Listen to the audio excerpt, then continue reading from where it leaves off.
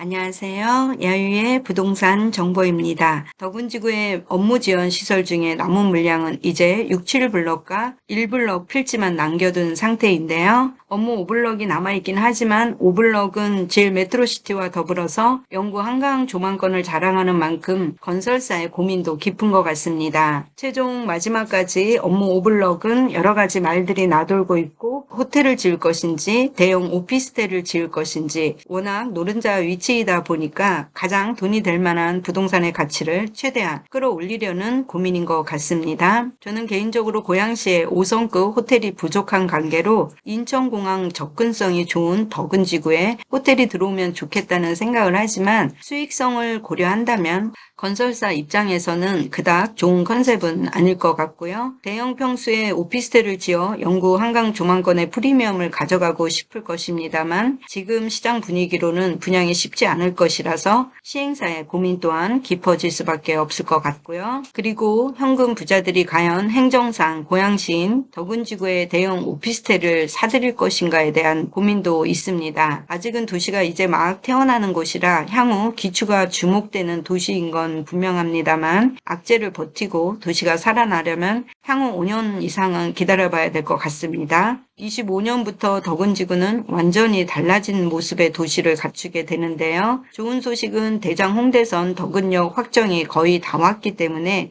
기대를 해도 좋을 것 같습니다. 한강 친수공원 재정비 사업도 25년 정도는 정비가 될 것이고 서울시와 진행 중인 난지 재생물 관리센터도 25년까지는 지하화되고 지상은 수영장이 있는 공원화가 됐고 이렇게 되면 냄새 없는 깨끗한 덕은지구가 될 날을 기다려 봅니다. 또한 23년부터는 덕은 리버워크 지식산업센터가 입주를 시작하고요. 힐스테이트 에코덕은 원룸 오피스텔과 오피스 사무실 입주가 시작됩니다. 24년은 제일 메트로시티 지식산업센터와 오피스텔이 입주를 하기 시작하면 어느 정도 인프라를 갖추게 되고 25년부터는 IS비즈 센트럴 오피스텔과 지식산업센터의 입주가 시작됩니다. 그리고 이번에 분양하는 IS비즈 6, 7블럭 오피스텔과 지식산업센터도 25년 하반기부터는 입주가 시작될 예정이고요. 한 번에 전체 호실이 전부 들어오지는 않기 때문에 26년에서 27년 정도면 완전한 입주가 이루어진 덕은지구의 생동감을 기대해봐도 좋겠습니다. 신도시는 탄생 후 보통 10년이 지나야 도시의 모습이 성숙기로 들어서는데요.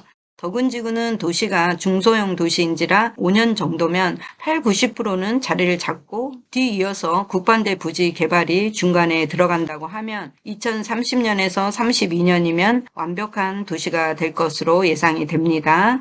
31년, 32년에는 지하철 개통까지 되면 그야말로 덕은지구는 날아올라 비상하는 도시의 면모를 갖출 것으로 기대를 해보고요.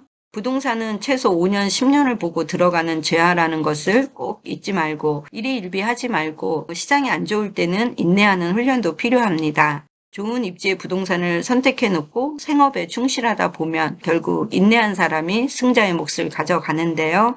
예의주시해야 될 상황들이 많은 것은 사실입니다. 하지만 방향성만 잘 보시고 진입 타이밍과 출구 전략 타이밍만 놓치지 않는다면 결국 재하로 돌아오는 것이 부동산인데요. 대출 비중이 높고 이자 부담이 지금처럼 높을 때는 감당이 쉽지 않은 매물들이 헐값에 던지는 경우가 발생합니다. 이런 매물을 던지면 부자들이 받아주기도 하지만 부자들 역시 금리가 높을 때는 단기 금융자산으로 이전하기 때문에요. 매물 소화는 쉽지가 않습니다. 즉 매물을 던져도 받아줄 사람이 없는 시장이 고금리 시기이고요. 너도 나도 매물을 던지기 시작하면 가격 하락만 가져오는 현상이 나타나는데 어차피 매도 매수가 일어나지 않기 때문에 매도 물량만 산처럼 쌓여가고요. 현재 금융 상품별로 보면 정기 예적금이 21조 6천억 원이 증가하고 있습니다. 이는 향후 1년 정도는 현금을 쓰지 않겠다라는 분석으로 봐야 될 것 같고요. 꼭 필요한 실수요자를 제외하고는 시장이 냉각되는 시점이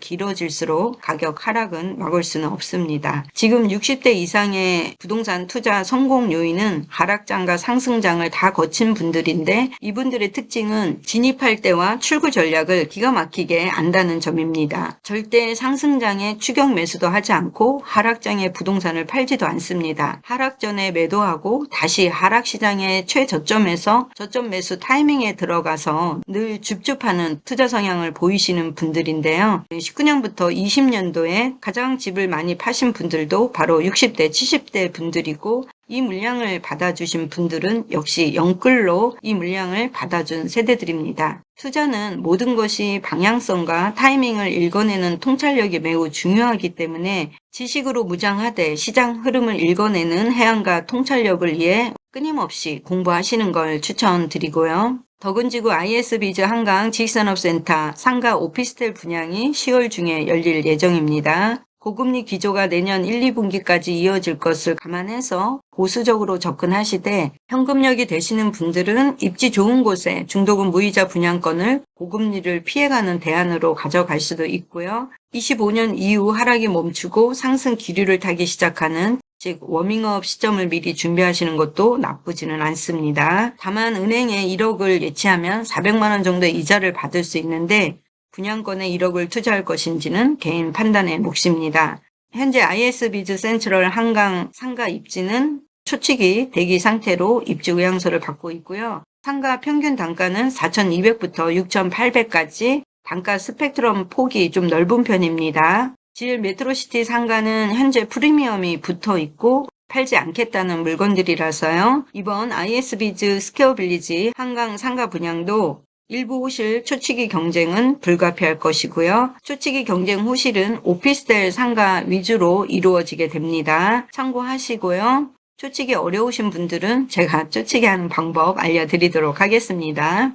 오피스텔 분양은 총 168실로 84A타입부터 D타입까지 전용 면적으로는 약 25평에서 28평 사이가 되지 않을까 생각해 보고요.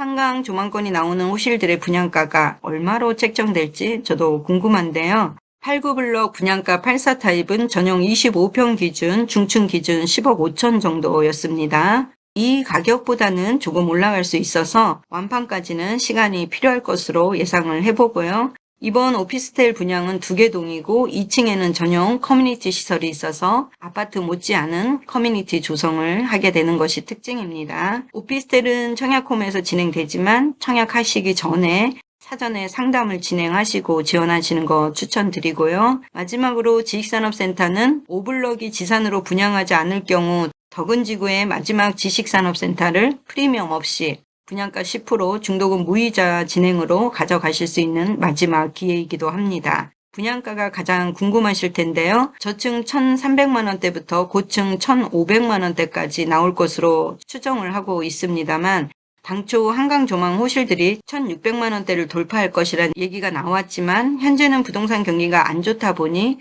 조정이 불가피해 보이고요.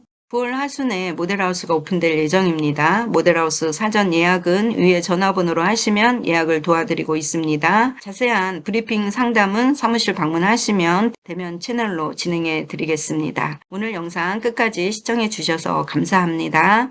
다음에 또 만나요. 안녕.